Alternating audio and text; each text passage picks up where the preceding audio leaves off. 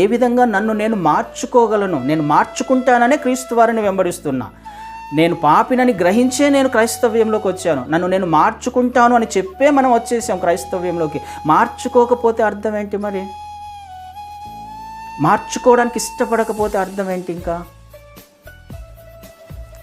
కదండి, ఆలోచన చేయడానికి ప్రయత్నం చేద్దాం. అందుకనే ఆయన పేతురులో ఒక మాట అంటాడు. మొదటి పేతురు 5వ అధ్యాయం 5వ వచనము. లేఖనాలు స్పష్టంగా సెలవిస్తున్నాయి. చిన్నలారా పెద్దలకు లోబడండి. కదండి, పెద్దలకు లోబడి ఉండండి, సబ్మిట్ చేసుకోండి, విధేయత చూపించండి. పెద్దలకు అంటే వయస్సులో పెద్దవారికి అని మాత్రమే కాదు, ఏ స్థలంలో ఏ అధికారంలో ఉన్నప్పటికీ. అందుకే మళ్ళీ ఒకసారి చెప్తున్నాను, అది కుటుంబమే కావచ్చు, సంఘమే కావచ్చు, ఆఫీసే కావచ్చు, మరి ఏ స్థలంలో అయినా, అది గవర్నమెంట్ విషయంలోనే కావచ్చు, ఎక్కడైనా కానీ అధికారులకు లోబడి ఉండండి, పెద్దలకు లోబడి ఉండండి. కదా, మీరందరూ ఎదుటివాని ఎడల దీన మనస్సు అనే వస్త్రము ధరించుకొని మిమ్మల్ని మీరు అలంకరించుకోండి.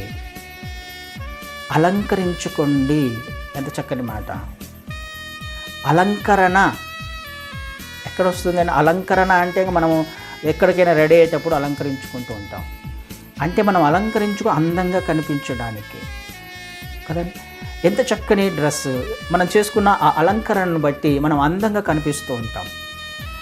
ఆత్మీయ విషయంలో మనం చేసుకోవాల్సిన అలంకరణ ఏంటి? దీన మనస్సు. ఇది కనిపించాలి, కనిపిస్తుంది. అలంకరణ కనిపిస్తుంది కదా, ఎదుటి వ్యక్తికి కనిపిస్తుంది.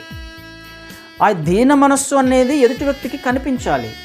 ఇది అలంకరణ. చాలా అందంగా, ఆత్మీయతలో అందంగా కనిపించే ఒక అలంకరణ దీన మనస్సు. తగ్గింపు స్వభావము, హంబుల్గా ఉండడము, ఎదుటి వ్యక్తికి విలువనిస్తున్నట్టు దాని అర్థం. నన్ను నేను తగ్గించుకుంటున్నాను, ఇది దేవుడు కోరుకుంటున్నాడు.